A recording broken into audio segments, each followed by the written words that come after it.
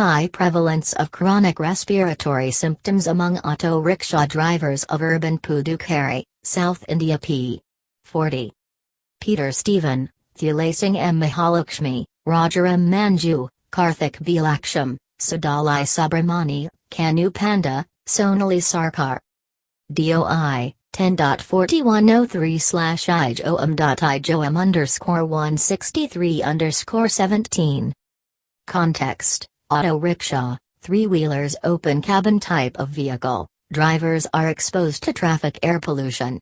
Studies have demonstrated reduced pulmonary function among drivers.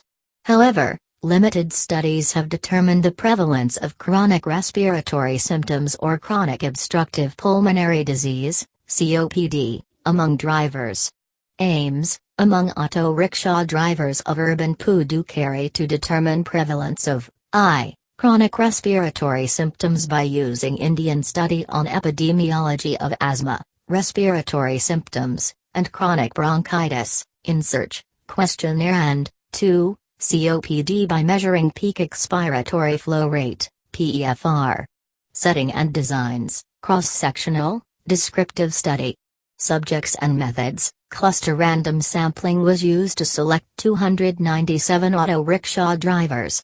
Subjects were interviewed using the InSearch questionnaire.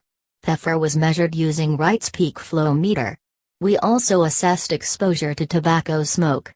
Statistical analysis used, prevalence and 95% confidence interval of chronic respiratory symptoms and COPD were calculated. Results: all the auto-rickshaw drivers were male, and 75% were in the age group of 31 to 50 years. They spend most of the time on the roadside either driving or waiting at the auto stand. Prevalence of nonspecific respiratory symptoms among auto-rickshaw drivers was 76%, breathlessness on exertion 68%, cough at night and phlegm in the morning 22%, wheezing 18% assessed for last 12 months. Around 28% of them had PEFR 80%. The prevalence of tobacco smoking was also high, 64%, and 100% had exposure to tobacco smoke at the workplace. Conclusion: the nonspecific chronic symptoms were high among auto-rickshaw drivers as compared to the general population noted from a multicentric study done in India. We recommend that auto-rickshaw drivers should use personal protective equipment and would require regular screening and treatment for respiratory impairment.